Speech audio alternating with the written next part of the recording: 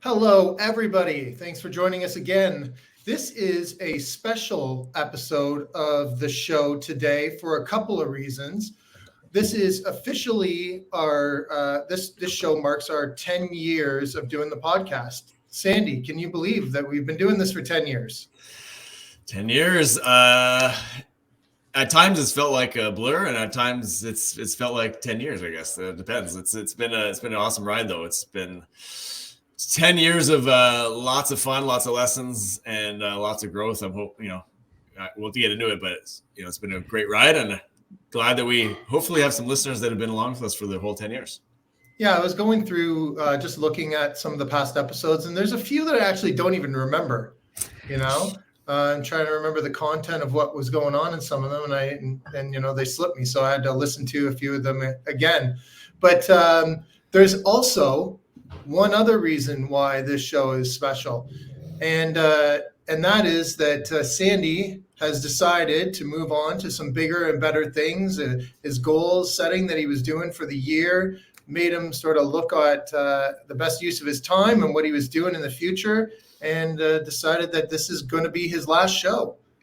So that's another reason for us to sort of celebrate. We've got a couple of guests with us that have been longtime friends of the show. So, tell us a little bit about why you maybe decided to move on.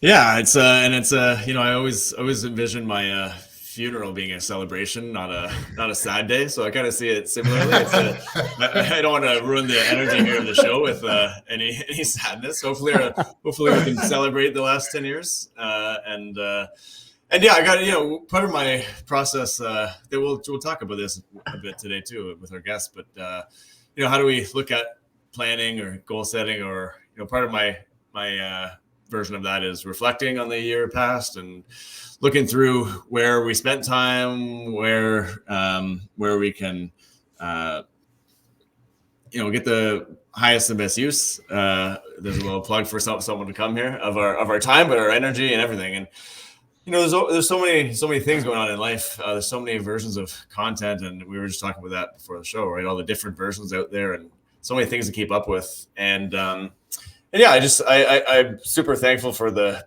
10 years, all of our listeners, all of our guests, Rob, you, and I've had a great partnership along the way here. It's translated into some amazing things in my life that I would never have thought would have come from this. And it's been a real blessing. So I'm super grateful for the 10 years.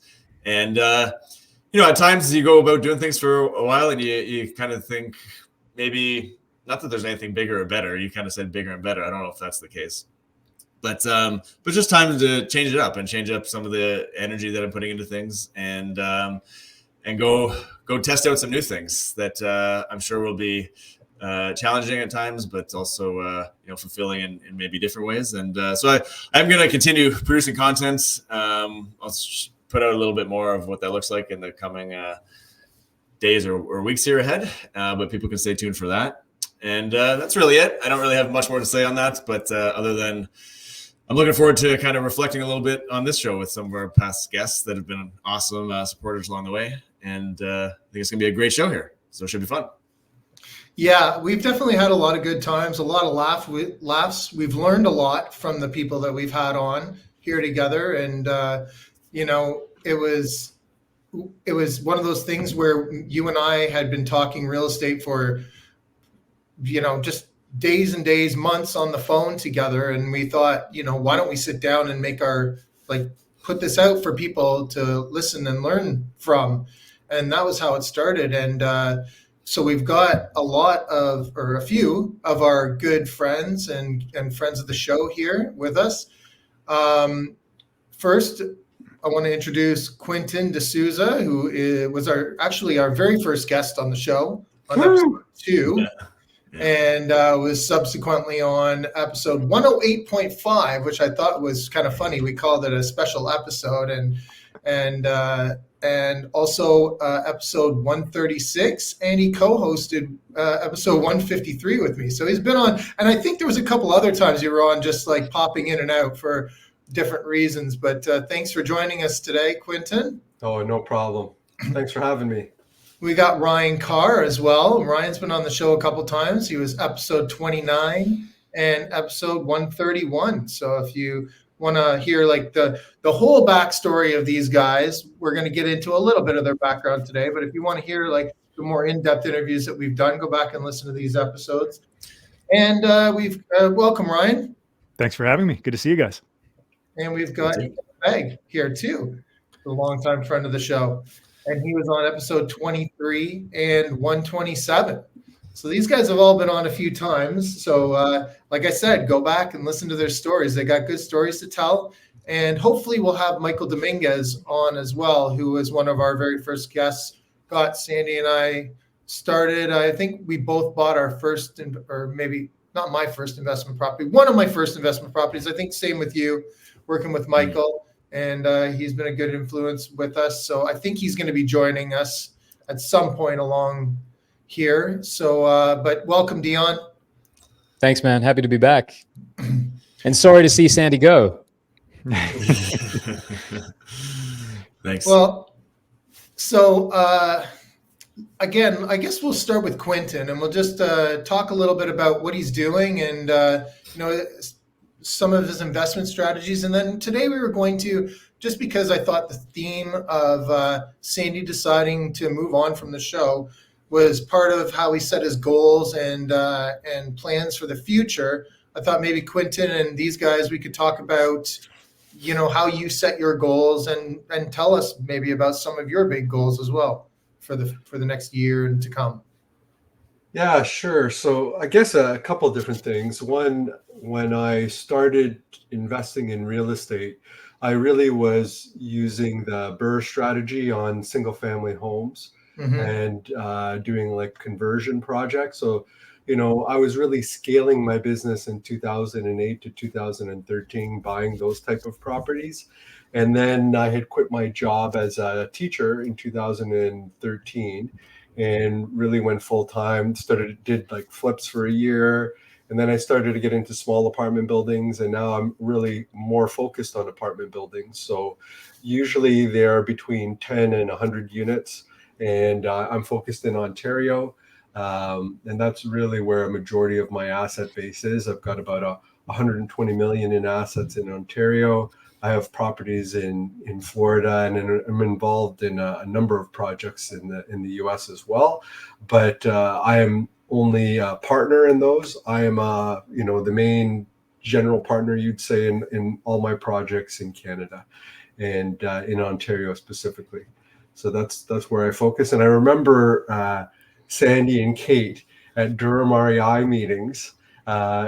Just like sitting in the crowd, chatting, talking, and like they were wholesaling properties at the time. I remember they're doing deals and getting things done. And then I remember I think it was probably, I don't know if it's 2014 or 15, and then I introduced them to Mark Loeffler.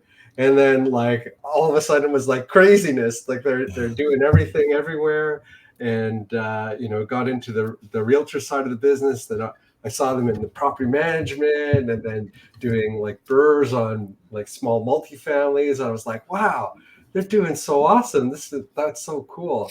So I just remember them like wide-eyed and bushy-tailed and like ready to rock the world. And it's so impressive to see, Sandy where he is now. I'm really so happy for him and for Kate, and just what the life that they've kind of built, and just super happy for them. Thanks, Quentin. Yeah, it's great. I mean, and you're it's great that we have you back here because you were you were our first guest, but we also Rob and I met at your club, of course, Durham REI, which is seems to be, from what I see, a place where a lot of people go to start and just blossom into doing amazing things. And I think everyone on the show has been in some way, shape, or form a big part of that group. So yeah, it's pretty cool to have everyone back here. And you said a lot of things that I've been doing, but I think focus has been one of my maybe problems at times, maintaining focus on less things. So I think that's that's kind of part of the transition here too, was just focusing on less things. So what are you focusing less on? I'm kind of curious. Well, I have and we'll tie this into some planning and stuff, goal setting, I guess, too, because the last couple of years, every time I've looked back on actually about 3 years, I would say, in a row here, I've looked back on my years and gone, wow, things are getting a little complex. I should try and simplify this. And most years I haven't been that successful at doing that. And it's fun in a way being entrepreneurial and kind of going around and trying different things. And it's also, as you plan out like all around life and having, a well-rounded life, I think it often you need to spend less time on certain areas. For me, that in a reflection here, it's kind of spending a lot of time in business world, which I love. And at the same time, there's lots of other things that I want to spend time on too. I love upgrading my health in various ways and having, things that I want to do with that are fun, but also kind of get the competitive juices going. I want to do a bit more traveling around that and going to do some cool runs around the world. Things like that just are interesting and I think growth oriented in different ways than business. And it requires some time and effort and focus. And I think it also, when you have some downtime, I find there's lots of time to get creative. And often if you're just running around from one thing to another, you lose that part of your life too. So at times last year, maybe it's it was an interesting year. And in a lot of ways, lots of more challenges than I've ever had in business world, which has been awesome. Like probably the most growth oriented year I've ever had in business as well. But it also kind of sets it sets a limelight on some things that you could, tidy up as well. So that requires some focus to do that. And so a lot of those reasons there has led to just trying to simplify a little more and streamline things. So Are you eliminating a business line or like a type of business that you're doing or something like that? Really focused. No, really focused on, we haven't been investing much over the last couple of years. We've been exiting a partnership on some things that's led to just tidying up a lot of the investment side, which has been beneficial, but also taken a while. So it may be in a good way. I've kind of taken a step off the pedal there in the last couple of years. I do want to get back more into that this year for sure. And then we have our team, our brokerage, and the property management company. Those are the three kind of main operating businesses. And so we're going to focus on those a lot. I think there's lots of opportunities in the property management space actually that we want to dive into more. But we have a bunch of cool things in the works on that. Actually, as a little bit of a teaser to that, I won't explain much more on this show, but we see a pretty big opportunity with that company, just with we really want to help educate tenants more, help them understand processes more. I think as much as we like to complain about that side of things in Ontario, there's also an opportunity to help. And, having great tenants really helps the overall like investment, right? They take better care of it. You can, sleep at night more without any issues. So, we see that as an opportunity to help educate tenants a little better. And we're going to be doing a lot of that over the next year or so and beyond. Cool. Yeah. Very interesting, Sandy. I don't know if you remember this, but Quentin he really helped us get the show off the ground. I think more mentally for me than anything else. But I remember we went to him, we said, Quentin, we're going to do a podcast. And he went, great, come do an interview at Durham REI and announce it. And I don't even think we had recorded one yet. Or it's possible that we hadn't recorded one yet, but at the very most we had done one. And then Quentin said, okay, come and do an interview at, I think we interviewed Mark Laughlin. I was going to say, it was Mark, I think. Yeah, that's right. Yeah. You know what? It's for me, it's always important to support people and help people with whatever their goals and dreams are. And like, because I'm a teacher at heart, and that's right up my alley. Like local businesses, like Dion's family and, all that stuff. Like I'm all for supporting, people and different things that they're doing. So that I'm always happy to do that. Particularly, like I feel like a lot of the people in Durham REI are my family, and trying to help family is just what you do, right? So. Yeah. And I got reminiscing when you were talking about Sandy and Kate being in the front row, I just remember we were always in the front. We sat right up in front, so we. I didn't want to say it, but yeah. But those were good times, and like so.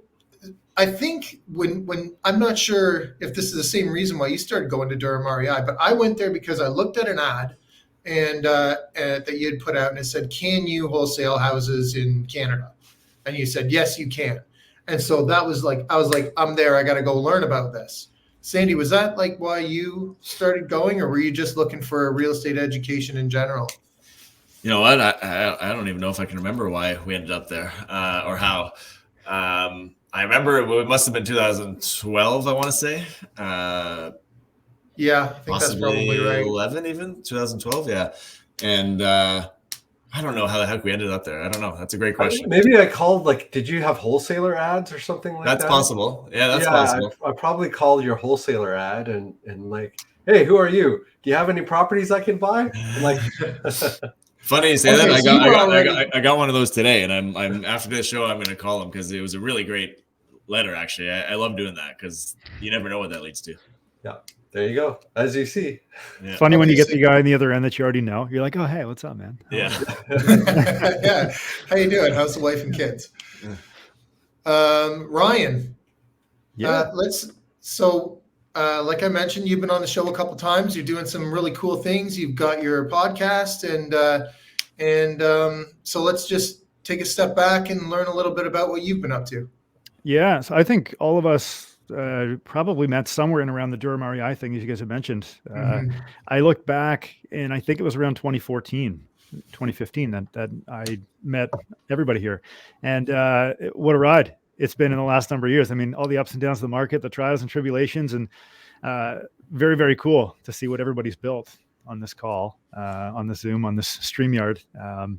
So for me, over the last number of years, and last year in particular, it was great to like grow and acquire properties and do deals and all this stuff. Last year, I actually took a step back and I said, hey, how can we do less?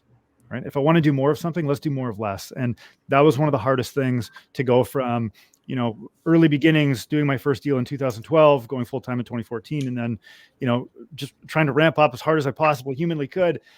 And then coming to, putting the brakes on and saying, hey, let's take a little bit of time off. So I very much resonate with what Sandy's saying and saying, hey, let's just take a step back. Let's focus. Let's recalibrate here and see what's most important. Is it business? Is it life? Is it family? Is it money? Is it health? What is it?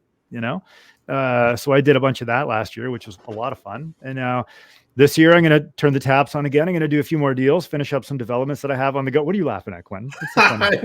You're addicted. Don't tell me.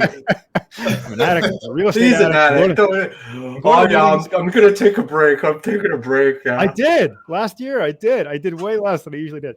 But for this year, I'm going to do a handful of flips, finish up some developments that I have on the go. And again, recalibrate and make sure that I'm enjoying what I'm doing, because that's the most important. Yeah, like it seems like I know that you probably are doing less. And you know what? Even if if you decide to take a step back, you can still move along at the same rate, I find sometimes.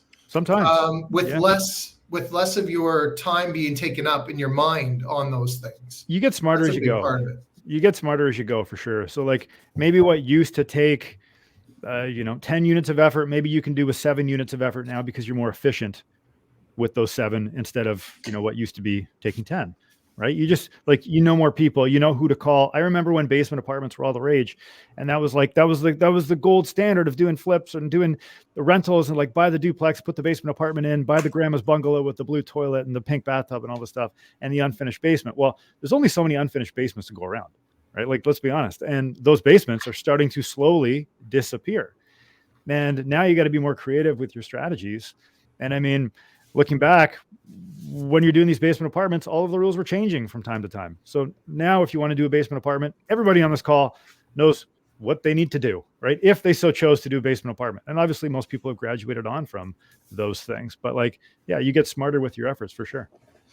Yeah, and I used to hear a lot of people would make the point of that real estate wasn't about passion for them. It was a means to an end kind of thing. And it's never been that for me.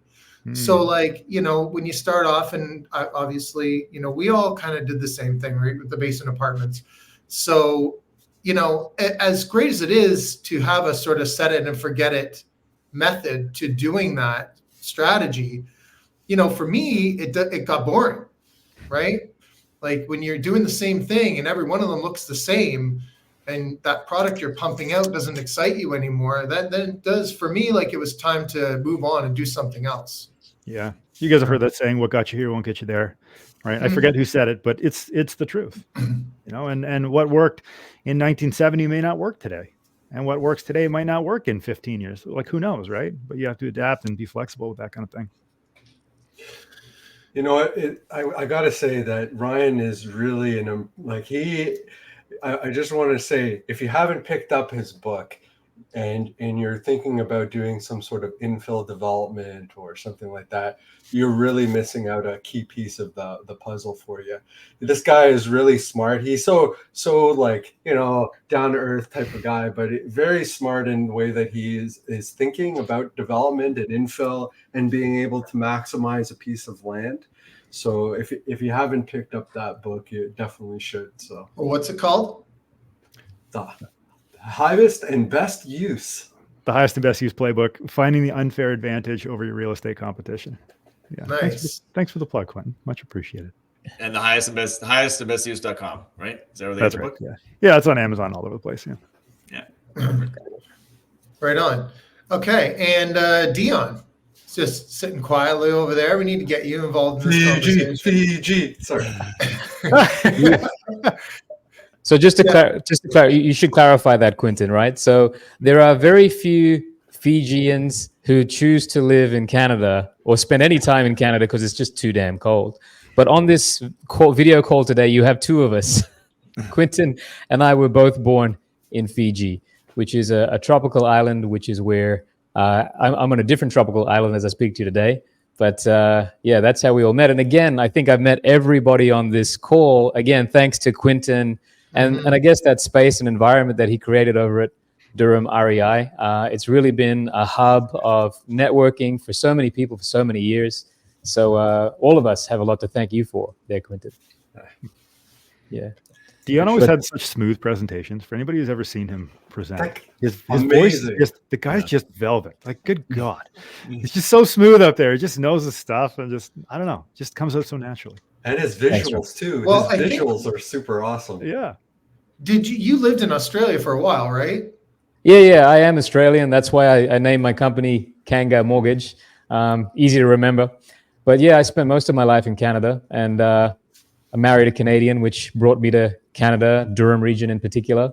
And yeah, where I've spent most of my life. And now we split our time between our place in Pickering and over here in Barbados, which is we've been sort of bouncing back and forth for the last couple of years. And a lot of that has to do with, again, like the fact that we chose to get into real estate with a plan. And that plan was to try and use real estate to help us design, the life that we want to live. And that really is spending more time in the sunshine. I got two daughters who are now 9 and 11. And to be able to give them this lifestyle where they're kind of like international citizens. We were in Canada, we were in Fiji, we were in Australia, just all within the last year.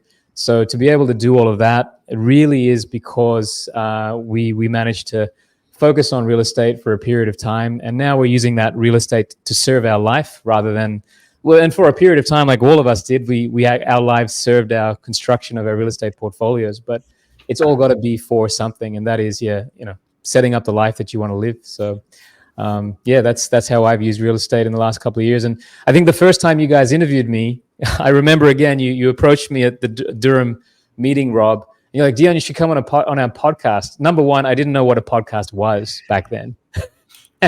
And you actually helped me download an app on my phone so I could understand what one was.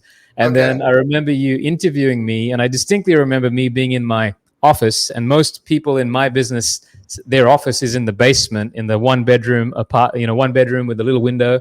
And I remember that interview from many years ago. And in fact, that interview, guys, and the advertising that I did on your podcast really drove my business in my early years. So I have a lot to thank Rob and Sandy for giving me that exposure. And it really was like a springboard for me in getting my name out there. So thank you so much. And now I'm happy to say that, over years we've figured out, like you, Sandy, and I give a lot of credit to you because I've seen the things you do, and I probably do maybe 20% of the things that you do, and I just don't know how you get it all done. Because I built a team, we've put in systems, we've grown, we've dealt with changing markets, and growing and managing our portfolio. But you've done that on a scale which is really amazing. And I don't think I've ever seen you break a sweat. Like, you just seem to be the calm, cool, Zen-like person who just manages to have this storm going on around you and just get it all done. So you're an inspiration in that regard. I wish I could be a little bit more Zen-like sometimes. My wife would probably wish that too. You guys need to spend more time in Fiji. I hear it's pretty chill over there. Yeah, it can be. Yeah. Yeah, different country, different demographics, different economic standards too. I think the Breakthrough podcast for you guys was probably one of the first, if not the first, Canadian real estate podcast to really hit. No, I think so. I mean, when I was looking for to try and learn, that was one of the other reasons why we started it, was because I was trying to learn Canadian specific information, and there wasn't any there. Mm-hmm. So if we weren't the first, there was maybe a couple guys that did, a few episodes, and then the show dropped off and went away or something like that, right? But that I did see that there was a need for it at the time in the market. Yeah. Yeah. Well, that's exactly. There was actually, I remember researching, there was half dozen shows that had started and done 3 or 4 episodes, and then that was it, right? And so I talk about this story a lot because it's 10 plus years of doing the show. The first 2 years, or give or take, there really wasn't, and we weren't really doing it for this purpose, but if you look back, there wasn't much that we were getting out of it aside from the interaction, which was great with the guests, but it's not like we were getting business coming in or money flowing to us in any way, shape, or form.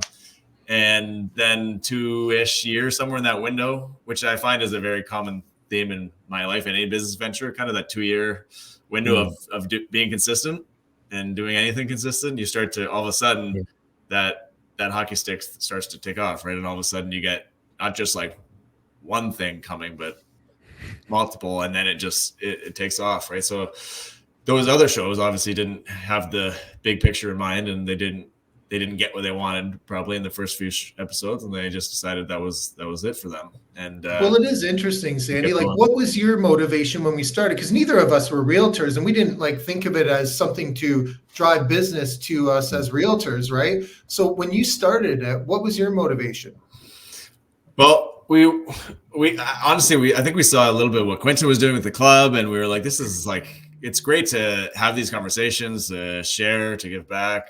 I love being part of communities in lots of forms, just that community feel where everyone's kind of winning together and sharing and collaborating. I think that's a really great thing for business in in all business. And I just love that. I love doing that. I love going to those meetups. I love talking to others about what they're up to, sharing. And podcasting at the time it was really hard to put together a podcast at the time. Now it's pretty simple, but back then I remember I spent a week. I'm not that great at technology, but I don't even remember what we did. We both did, I guess. I'm assuming. I don't really remember the specifics, but we took a whole week, day and night, trying to put together how the heck you get onto iTunes, and that took days trying to figure that out.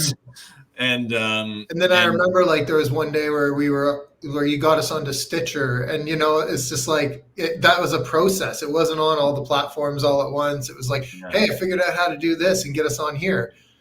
Yeah, it was a lot of work, and that was to me, we were listening to a lot of American content, right? American shows, and there was so much. There's great content, but there was always that little gap between Canadian and American, and I think at the time, I think both of us, we kind of thought there's a gap there. We got to serve the Canadian demographic a little better here, and And I don't know, I just leap of faith, I guess, to see where we would go. We didn't really know. But we wanted to learn too, right? We wanted to learn more ourselves. So that's why we went and got these great guests to come on early and teach us. And hopefully, we thought there'd be some other people that wanted to learn too.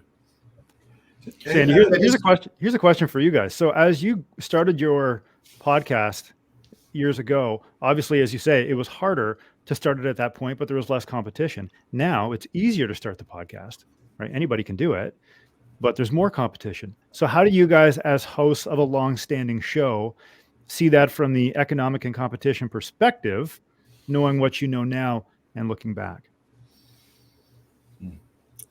Good question. I mean, anytime there's something that's hard, it's usually hard for a reason, but it's usually more opportunistic in a way because it's harder to get into. There's certainly way more competition now. We can see in our numbers, like we used to get, I might get about the same amount of listeners, but there's other people getting, similar traction and tons of listeners too. And so you have to be creative for sure to stand out more. That's for sure. You can't just doing the same old thing. Doesn't necessarily. You said this earlier, Ryan, right? What got you here won't get you there. And so you definitely have to get creative and make some pivots here and there. But having a show or creating content is the two biggest things I found from it. Is obviously interviewing people is an amazing thing because you can get access to people that you wouldn't necessarily get access to otherwise, and you can do that in a podcast or in videos or writing a book or something. Just interviewing people is a great way to get access, and then build authority, right? Like when you're out there, it doesn't even matter how many people see it necessarily, but when you're out there talking to someone that has authority already and you're the one interviewing them, your authority goes to the roof. And regardless of how many people actually listen to the show, I've always found that if I go and interact with someone and then I tell them who I am and whatnot, and I say, yeah, go just look me up and you'll find some stuff. And they go look it up and you're like, wow, this.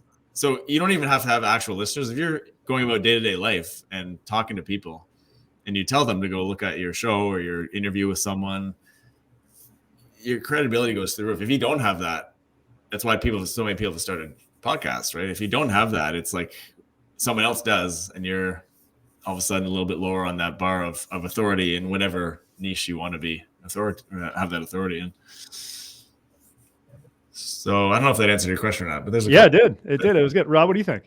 Same deal? Well, I find for me that I don't really pay attention to what anyone else is doing. And I know that I have had interactions with other people who have podcasts, and they're always trying, they think that I've got some kind of magic sauce that, we dumped on our show and that got us to where we are. But honestly, it's totally organic. And if there was any in our listenership is what I mean, we didn't really go out and push it. It just gained its own traction. And if I was going to go back, I would definitely say that we should have, for whatever it was worth at the time, I think we were just doing it for fun. But if I was going to go back, I'd say we should try to get it into the ears of people that want this kind of information a little bit more, just to be more helpful at the very least.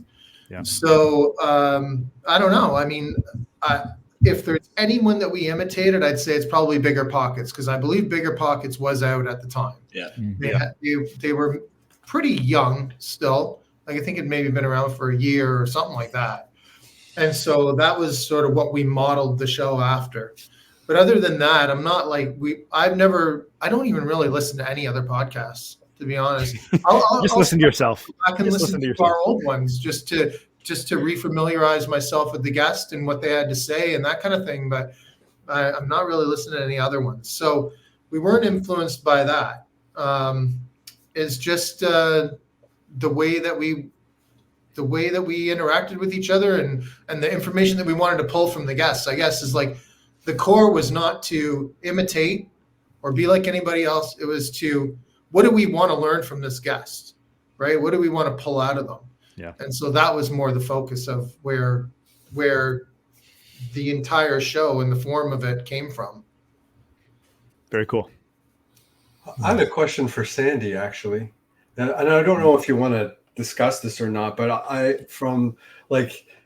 the real estate investing community in general is small. So I hear different things about different, ways that everybody does business. And I was curious, did you end up like selling your portfolio to a REIT or something like that? Was that part of the exit that you were talking about? No, not exactly. I mean, I'd be okay with that if we were going to do that. We didn't do that. No, I'm not sure where you might have heard that. I'm trying to think where you would have heard that. We haven't sold. So I have a chunk of my portfolio that we're still working some things out on, that we still are owning and operating together with a partner of mine, and I mean, if there's a REIT that's listening in some way, shape, or form that wants to acquire us, maybe we'd be open to that. The Quentin D'Souza REIT. Yeah. He's opening up the door there. That's right. We haven't done that yet. No, we haven't done that. Was it part of your exit strategy, or? I don't think a REIT would be. I think our most of those properties are too small probably for a REIT to want to acquire them, I would think, or an investment model like that. I mean, a big part of why I probably, like a lot of us here, I've seen like the smaller properties have just become tougher and tougher to make any sense of, right? And so we did a few bigger apartment buildings, and we want to transition more into that space, and that's kind of the big reason ultimately for shutting down that more consistent operation that we were running. And but we haven't sold. We've sold a couple, but we haven't sold like in a big portfolio sale or anything. So I'm not sure where you would have heard that specifically, but that hasn't happened. No, too bad. No. We're some of us are hoping for that too. Yeah, exactly. Well, yeah, Quentin, other than you, who does buy a 100-unit apartment building? Yeah. I mean, there are lots of smaller, like not necessarily listed. Well, the listed REITs would do that, but you would also have smaller, like private REITs, private LPs. There are those that do that.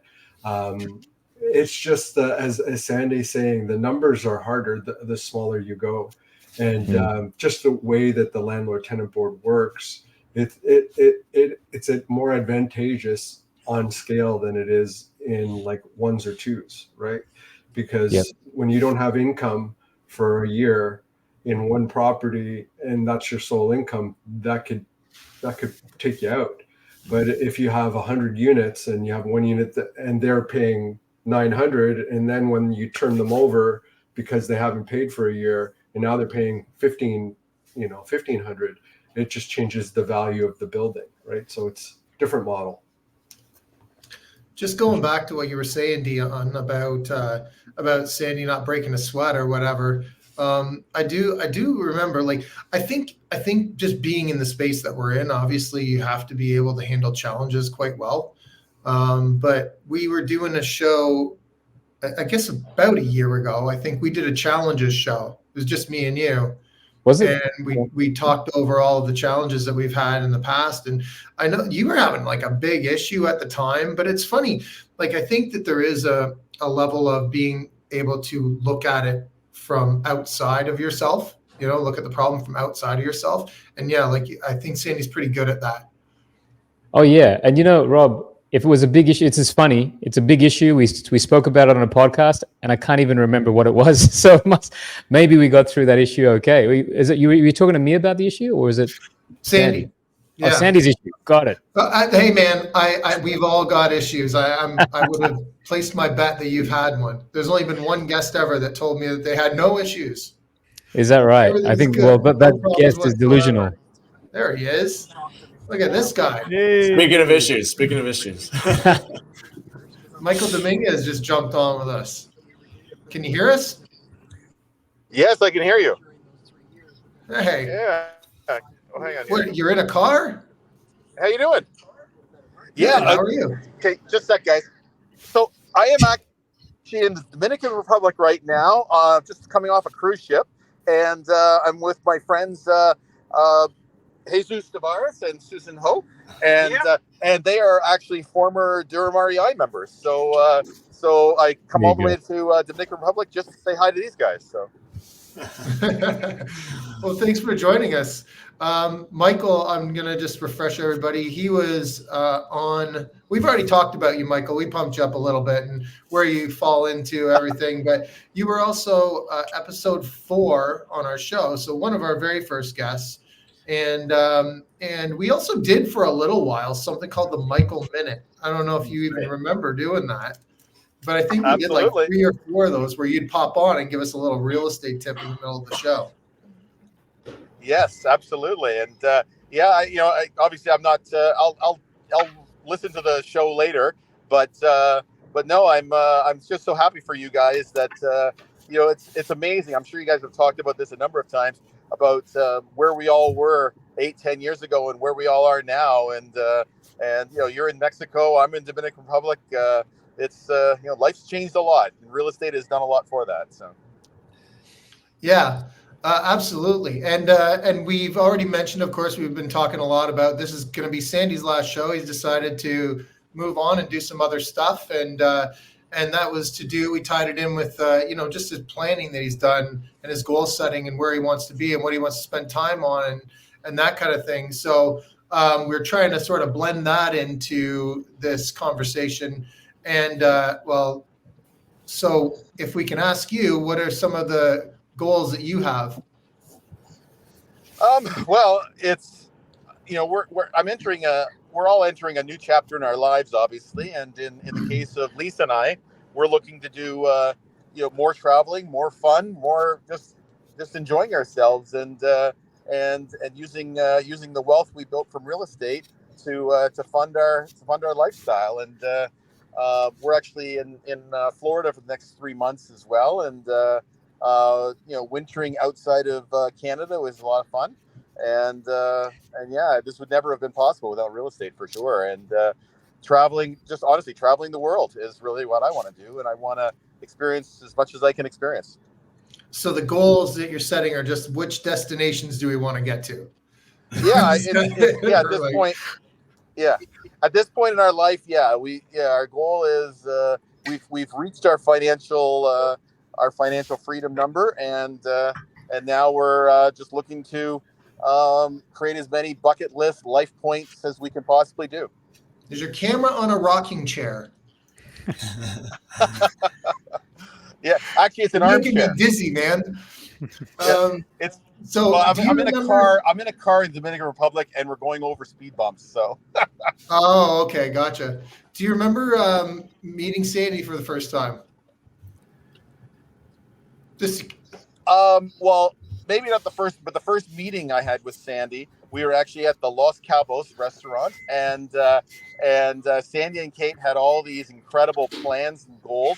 I think they'd met with another realtor before me, and they had all these objectives of what they wanted to do. And they were these smart alecky 20-something kids, and I thought their goals were absolutely spectacular. And I was really happy that they had these great goals, and honestly, I think they've exceeded most of them. Well, yeah, absolutely. I'm sure they have. I think that the goals definitely expand over the years as well. From when we started, It was probably just like, I don't know, Sandy, what was it? Like the goals you're setting now? Well, we want to own like 3 houses and wholesale a couple as well every year. Probably something like that. Yeah, probably. Yeah. Probably buy like 5 duplexes or something. Yeah, it was definitely pretty. In hindsight, now it's seemingly small, but I always think about that. They seem pretty big. Yeah, for sure. I always think I love the quote there that you can you always overestimate what you can do in 1 year and underestimate what you can do in 5 years or 10 years. Yeah. Or there's Bill Gates, Bill Gates, yeah. And we certainly did that. But a lot of people on this call helped us upgrade those goals over the years, so that's been awesome, and that's why I love seeing Michael doing his thing down there and different. This is 10 years. If we look back on the show, 10 years, and I think back then, Michael, you were just being just not new as a realtor, but you weren't like 10 years in the business yet. You were maybe a few years in, and 5 years or so, and then you were buying your rentals and everything, but. look at the 10 years back now, and you're living a different lifestyle. I was going to say much better. Probably it is better, but different. That's for sure. I think so. Michael, are you know, cold right now? No, but it's a better lifestyle. It's 31 degrees Celsius, so that's pretty good. Yeah, I think, like, if I could share one thing for everybody who's listening and just getting started, is I think many of us were treating ourselves like real estate experts when we didn't know shit, and honestly, a lot of us faked it till we made it, and then it just sort of, before we knew it, we were actually doing what we were hoping to do. So it really worked out really well for all of us. So yeah, but the key is to take action and then repeat and take action again and do it a third time and a fourth time, and just don't stop. And when you run into challenges and when you run into some roadblocks along the way, you just find a different way to get there. And that's kind of what we did. I remember you told the story once, something about picking up a couch with Sandy and Kate in the side of the road or something like that. What was Absolutely. that again?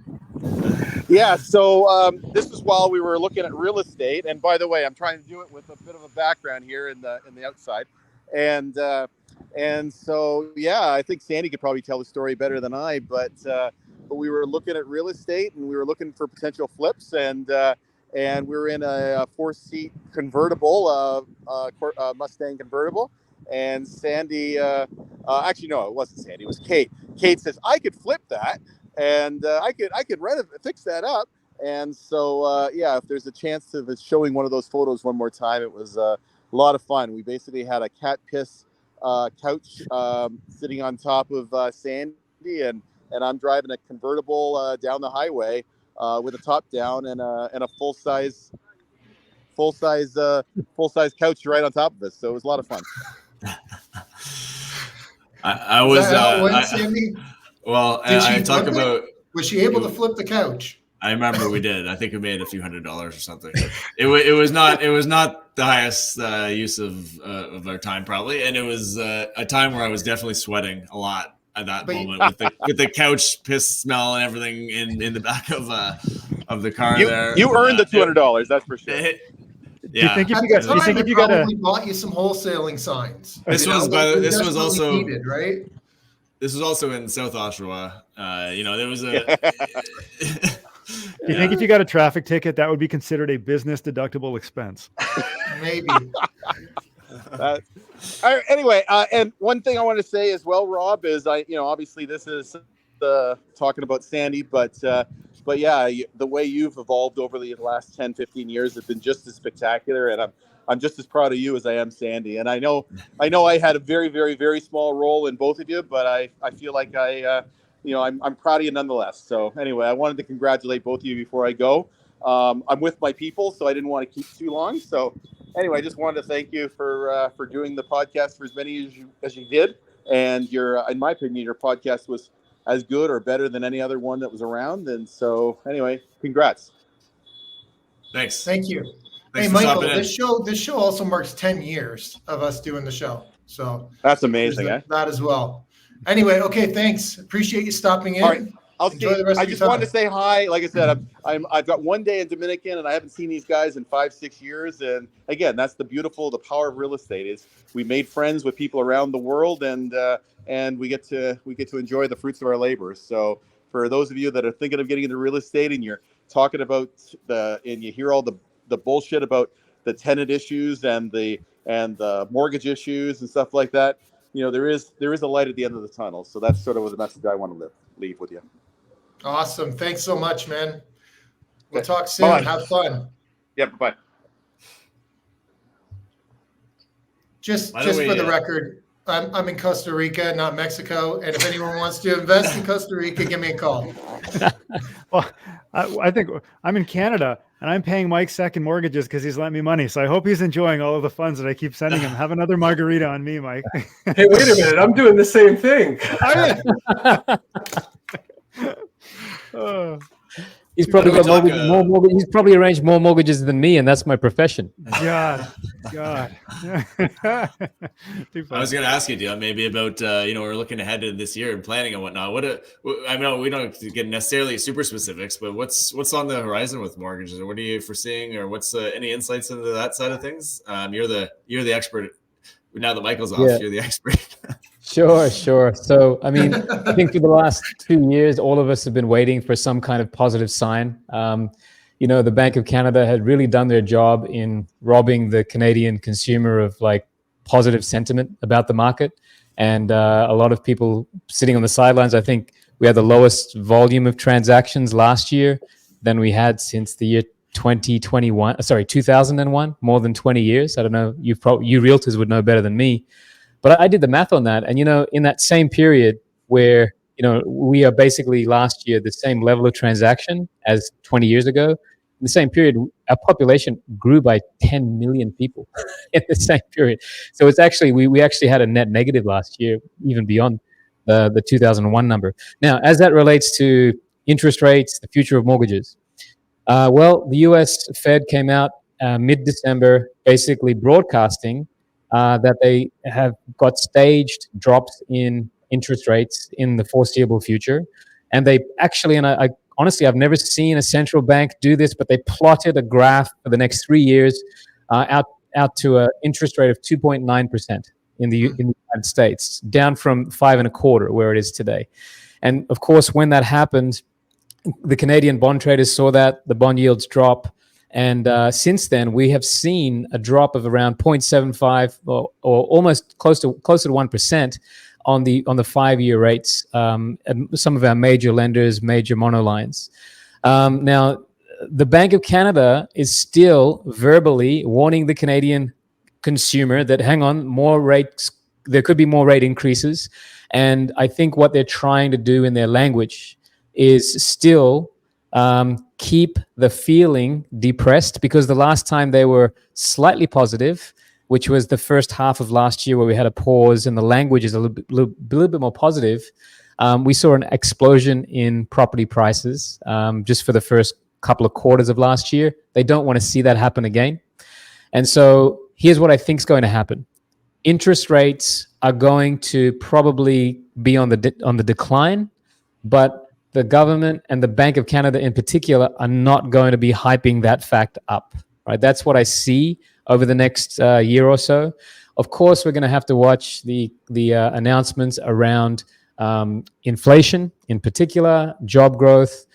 Real GDP growth last year, guys, was negative. I don't know if you guys saw this, but we had a certain rate of GDP growth in Q3, and then in Q4 the number was lower, right? And so we had two consecutive quarters of negative growth. But then at the same meeting, they revised their Q3 percentage, which made it look like we didn't have two negative quarters, right? And so they're kind of fudging the numbers, in my opinion. I think the economy is actually a little worse than what the government and these numbers are making us look like. In my opinion, we are in recession, especially if you do it on a GDP per capita number. And so the United States has told us they're going in a particular direction. We likely will have to follow. And also, you probably know this, and Quinton, you would know this. Quinton, are you getting 30-year mortgages, 30-year terms in the United States on the mortgages that you're taking, right? Yes. And I'm highlighting this because in Canada, we generally only take 5-year terms, meaning at every 5-year mark, the consumer is impacted. We get impacted faster than those in the United States. And so if the United States is going in that direction, we have to go in that direction because we feel the effects much faster. So long answer to your question there, Sandy. I don't know if that's helped. Definitely. Yeah, absolutely. Yeah, I mean, I'd be curious how everyone's looking ahead this year in terms of your investment strategy. I know Ryan's doing more.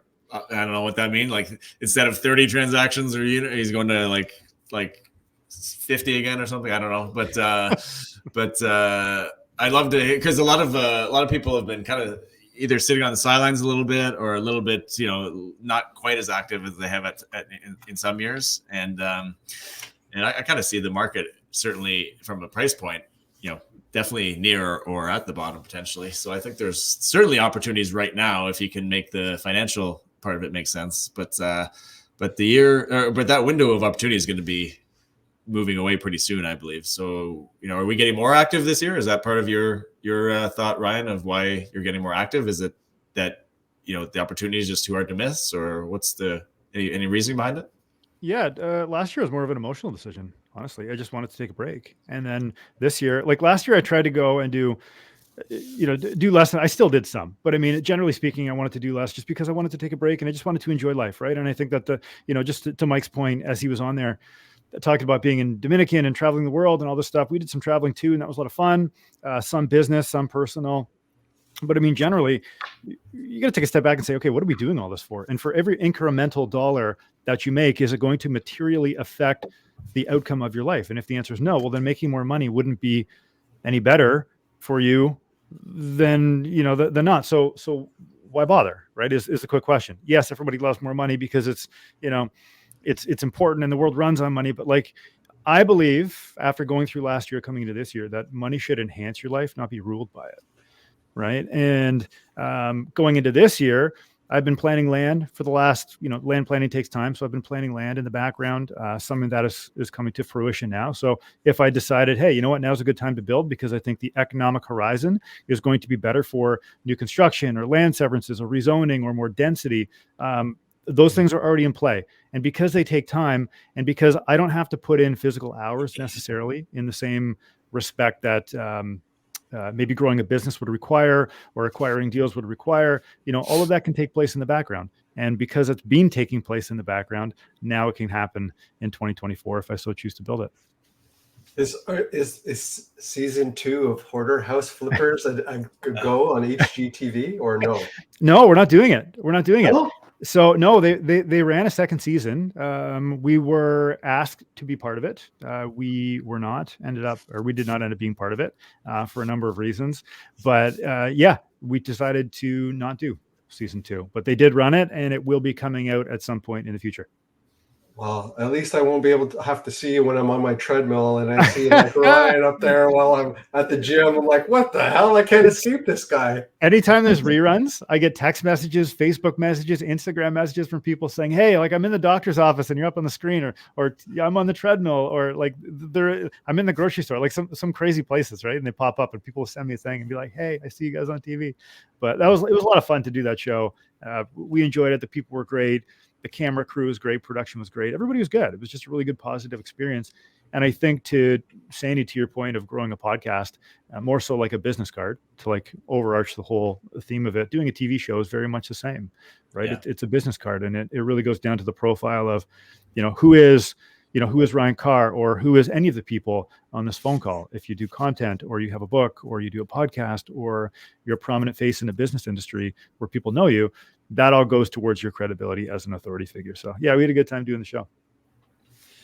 Hey, could I ask Ryan regarding density, because you're working in that world more deeply than myself? What are you seeing?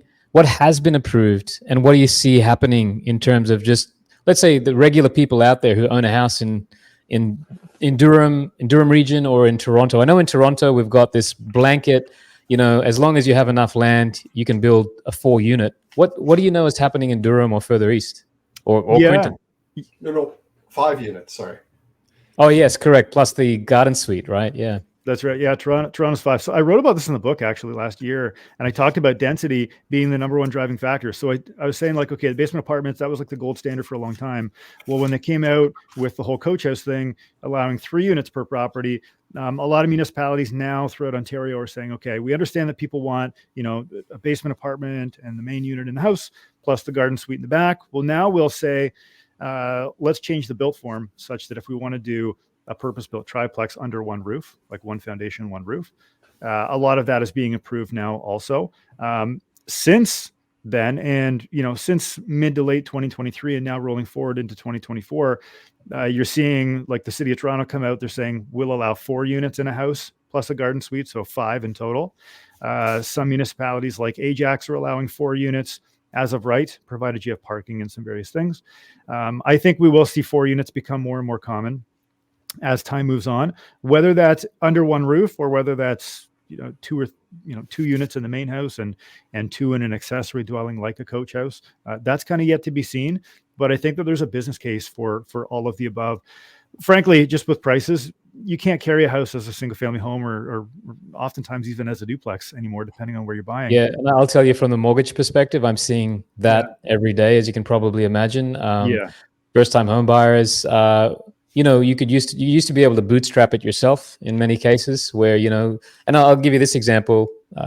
When I first started in this business more than 15 years ago, I was at Shepherd in Victoria Park, which is blue collar Scarborough, new immigrant Scarborough. And back then we were helping people with $45,000 incomes buy houses or townhouses in and around Scarborough. And those same houses, which they paid 200 for, are now worth $1 million. Yeah. But those same people or the same category of demographic aren't earning much more than 45 grand. They're making 55 grand now. Mm-hmm. So house prices are up 300%, incomes are up 25%. And this disparity is huge. So the extra income that a person can get from that basement or the 2 or 3 units extra is going to really help. But still getting in to buy those properties is a challenge. And that's a whole nother issue where we're seeing this transition of wealth from the parents to the children happening more so now than historically. And I think a lot more people are realizing they have to give this living inheritance to their children rather than waiting until they pass and give it to them in their wills. Wow. I think that's the future of real estate in Ontario in particular, because to get your foot on the ladder, it's so much harder than it was just 10 years ago. Charlie Munger came out with something just before he passed away, and he said that people in the future need to be comfortable and more comfortable with just making less. And that was his future expectation on ROI and various things in the economic landscape that we have ahead of us. People just need to be comfortable with making less. And I think there was a past president, I forget who it was, I think it was in the 70s. And he said that our standard of living for modern times is just too high, and we need to be more comfortable with living on less. And I think about that from time to time, and I just think back and like, gosh, we've got public transit that runs 24 hours a day, which is good. We need that. We have roads that we could just jump on, jump in the car and drive as far as we want, as long as we want for, what used to be $120 license plate tag. Now the tag is free, right? Like all of these things that we come to enjoy in modern day living, I think is very interesting. And when you take a step back, we really do have a lot, but by having a lot, we also have to support all of those things. And when interest rates go up, the economic climate changes such that maybe those things that we have may not become as important, moving forward. So lots to think about for sure. And the cost, what's funny is the cost of living is so crazy. Like I was talking to my partner, Andrew Brennan, in Mexico, and he was telling me that the prices are very similar to the prices in Canada. And I was like, Mexico? And I'm like, yeah. And he's like, yeah. And then, I was in the States and like the cost of things were really similar. So I'm surprised at that. When I heard Mexico and like, he was telling me going to like Burger King and buying a whatever meal was like $15, right? Or $20, something like that. I was like, wow, that's crazy. Well, Quentin, you don't eat anymore, so that doesn't impact you. Have you guys heard of the Big Mac Index, where they track the cost of Big Mac all throughout the world? Yeah, you Google it. It's called the Big Mac Index, and that's how they peg inflation. They peg it to the cost of a Big Mac. Interesting. I haven't seen that. Yeah. Like a Big Mac in Japan is so much, and a Big Mac in the States is so much, and they track cost of living and inflation to that. It's pretty interesting. Interesting. So actually, I'm going to pick up on something you touched on there, Ryan, which was that we may need to expect less moving forward. And what I'm hearing from, say, Quentin and Sandy, and I'm not sure what you're doing, Rob, but it sounds like a lot of you are moving up into this upper category of housing, larger properties, higher dollar costs to purchase. But all of us made our way there through buying those single families or duplexes and those types of things. And I'm seeing, and you guys know the numbers, where interest rates are right now and cash flow is, and even though rents are up significantly, we can't make those numbers work like we did just say 5 years ago, right? So the question is, how far will interest rates come down and will prices come down? I don't think we're ever going to see a point where they're going to come down to the point where we're going to be able to get that $500 to $1,000 cash flow that we were getting, say, just 5 years ago. I don't know if that's in our future, right? And what I can tell you is, before I came to Canada, I was in Australia. And Rob, you and I have spoken about this topic, where in Australia, people are happy to buy property with negative cash flow, banking on future appreciation in the asset, right? And that has been culturally accepted in Australia for more than 30 years. We're nowhere near there in Canada right now, but I think it's going to come down to a question going forward for these smaller investors: is positive cash flow going to be as important as it historically was? And if it's not, then is real estate still going to be important? I think it will be, especially when you do those comparisons to the alternatives, which are mutual funds, which is where most people would put their money if they're not putting it in real estate. And the thing is, the Canadian consumer hasn't ever, the Canadian investor that we all know hasn't ever purchased property knowing that it was negative cash flow, unless they were sort of those downtown pre-construction buyers, right? I think the future is one where we may expect less from cash flow in real estate, and bank a little bit more on inflation, on appreciation. Could you comment on negative gearing with relation to, because I think that maybe is something that people don't understand. Yeah. And Rob, you and I spoke about this on a previous podcast, but negative gearing is the idea that, yes, I'm buying a property. It's going to be negative cash flow.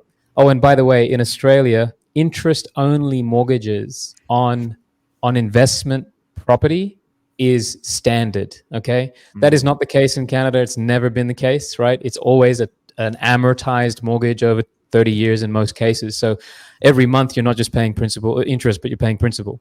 In Australia, all major banks have an interest-only mortgage product. This makes cash flow a little bit better, right? But these people are buying these assets, 100% tax write-off on the interest, because the entire mortgage is interest, and they're negative cash flowing. Let's just say $5,000 a year. It's going to cost them to own this property, okay? But they're banking on the idea that that same asset is going to increase in value by 15 grand. And so what they're looking at is, yeah, 5 grand backwards, but 15 grand forwards. We're still ahead, right?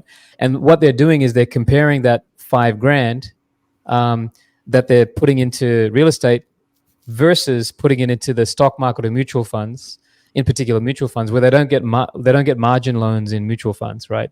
And the returns are generally still better, and it's an entire tax write-off when it comes to the mortgage. So that's what negative gearing is. It's a term that I think, Quinton, I'm actually going to be speaking at a big Ontario Real Estate Association event in March. And this is actually an idea that I'm going to be putting forward to let Canadian realtors know that this is something that they may start to need to get familiar with in the decade ahead as it comes to real estate investing. Yeah.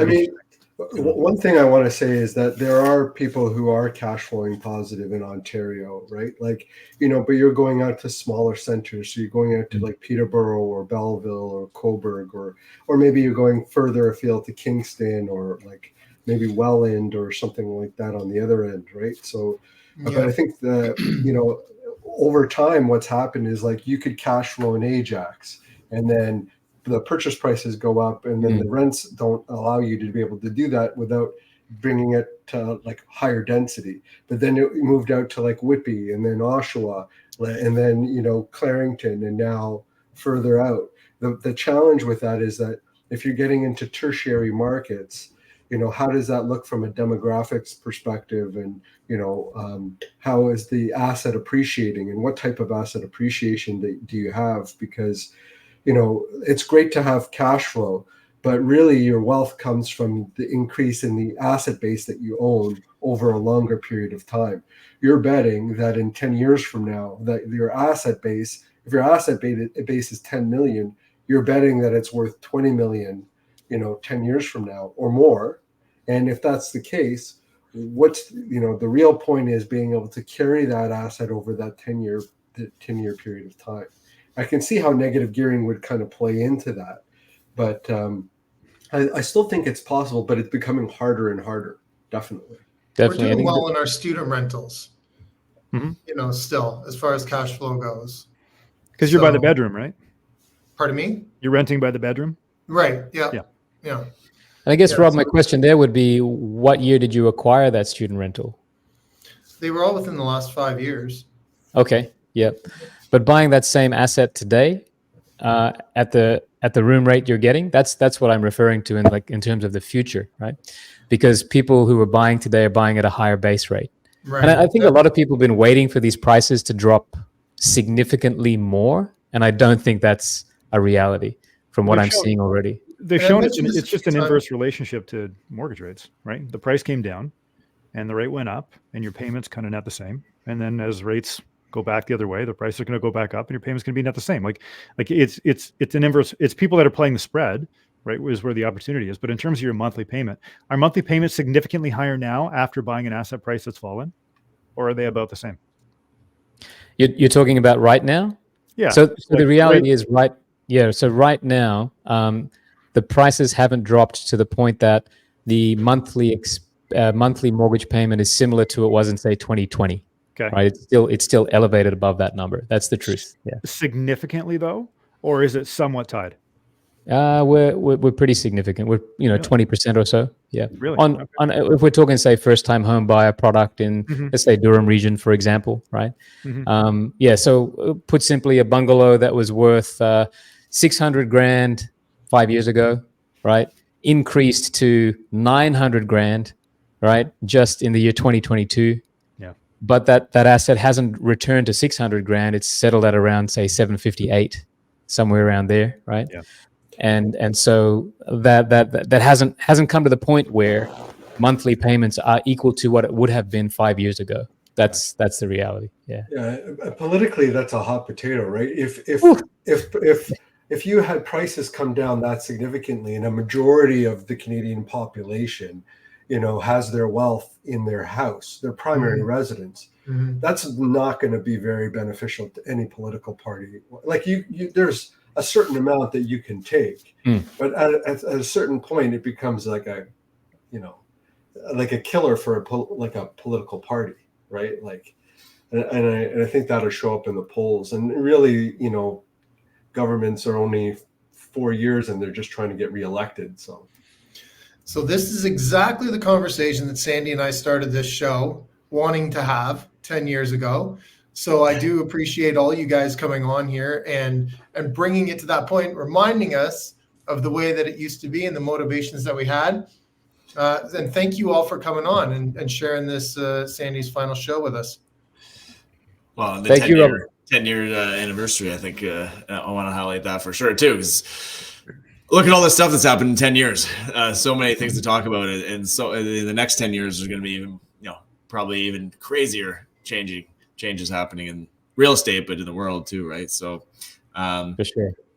so many interesting I things. think I'll just say, to 10 years of consistency, kudos to you guys for actually putting in the work year after year. People rarely stick at one thing for 1 or 2 years, but for 10 years, that's really something that we should acknowledge. And, Sandy, as long as you're heading off into the sunset, but I think all of us have a question for Rob. Rob, what's next for Breakthrough? Well, we just finished building a house here in Costa Rica not long ago. I think that we were going to try and sell it, but I've decided to get it ready for Airbnb. So it's up. It just went up on Airbnb. So that'll be our first short-term rental property, and it got booked up pretty good actually right away. So looking forward to that. And now I have the lot next door to it. So we got to get that project going and build something else there. I was going to build the exact same house, but I pivoted a little bit away from that idea just because of the costs and whatnot. But we're still in the planning processes there. And then, of course, I really enjoy helping all the Canadians that have come and invested down here. And that's been a lot of fun. And most of them have come from this show, right? Hearing on this show what I'm doing and down here being able to help people invest here. So just more of that as well. So you're going to keep the podcast running in its current sort of sequencing and stuff? Yeah, I think so. Yeah. Okay, I mean, there's going to be, I don't know yet. We're going to do something. I'm definitely going to keep doing it. Awesome. Good to hear. Yeah, for sure. You got to Sandy's maintain Sandy's already given me his blessing on going forward with the show. So Got it. And maintain the capacity will be longest running Canadian real estate podcast. Gotta maintain Yeah. that for life. Someone's got to keep that going endlessly We'll You get him pass it back off to your on kids. because we find can't out lose what that he's one. doing in a Can't little lose that while one. as well. Sandy wants a royalty. He's like, you keep doing it, but don't forget your roots. The show's That's never right. made money, really, so there's no royalties to pay. Yeah.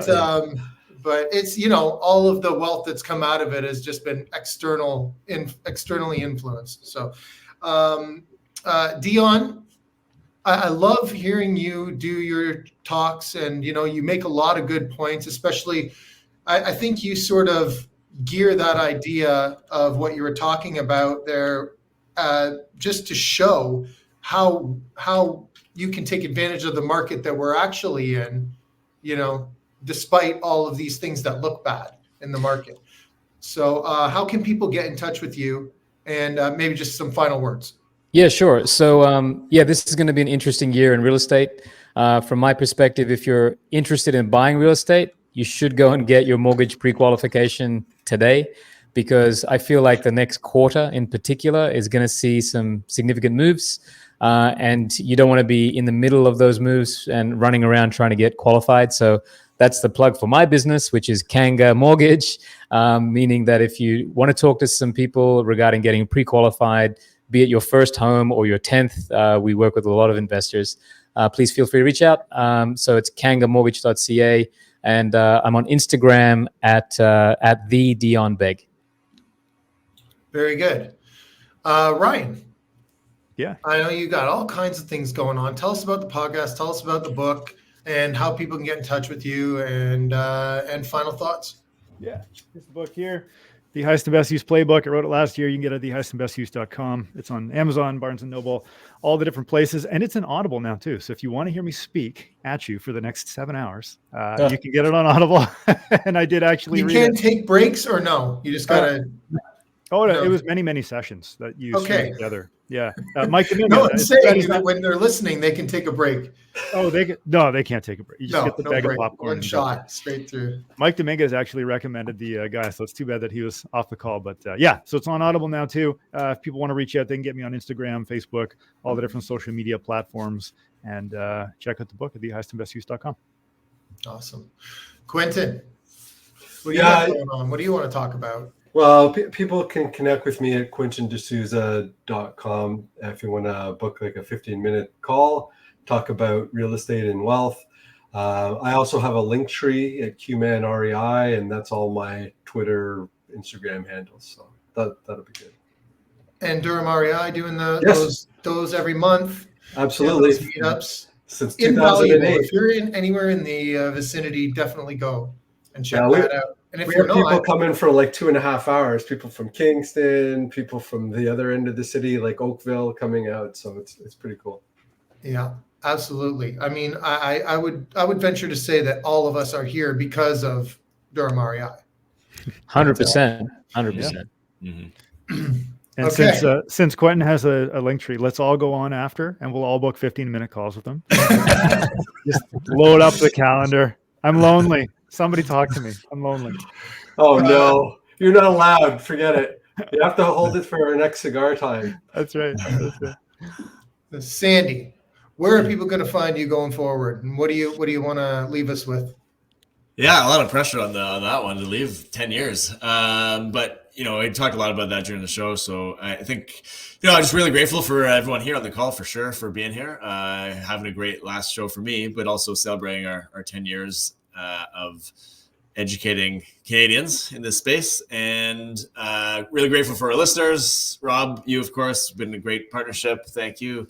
Really the listeners, I mean, we do it all for sharing and providing great information for them. So I know we've got some long-standing listeners, so really grateful for them for tuning in and helping us through the 10 years in terms of supporting and growing the show and sharing it with friends and family and everything. And it's been a great ride. So I'm really excited for what's to come, whatever that might be. Anyone wants to connect with me or find out more about that, they can go to they can find me at It's Sandy McKay on any social media platform with that handle. And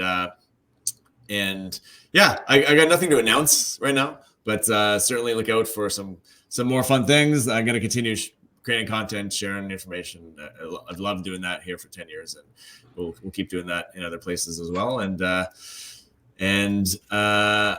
I hope to hear still in the future about many, cool things that our listeners have done and gone on to accomplish through all the different interviews we've done here and lessons they've learned. So I imagine that will continue going, and I hope the show keeps going and creates, I mean, we can't say we have the most episodes ever, but like I said before, we can always say we're the longest running. So I hope we can continue being the longest running podcast for. Hey, Rob, maybe you can have him back as a guest one day if he's good. Yeah, absolutely. Anytime. Of course, he knows that. I mean, we could talk to him on every one if he wanted. That would be fun. But that would defeat the purpose, I think. No, it's been an amazing journey here, and like we've had so much fun talking to our guests and learned so much. And thank you for putting this together with me and building it up to what it's been. So I just appreciate all that, and I wish you the best of luck, man. Thanks. Going forward. All right. Well, this has been a heck of a show. I do appreciate all of you guys coming on and sharing this with us. So it's been amazing, and we're going to have many more to come. So don't worry about that. We're still going to be talking to some great guests and carrying on. So we'll see you on the next one. Thanks, everyone. Have a good one. Bye, guys. Bye-bye. See ya. Bye.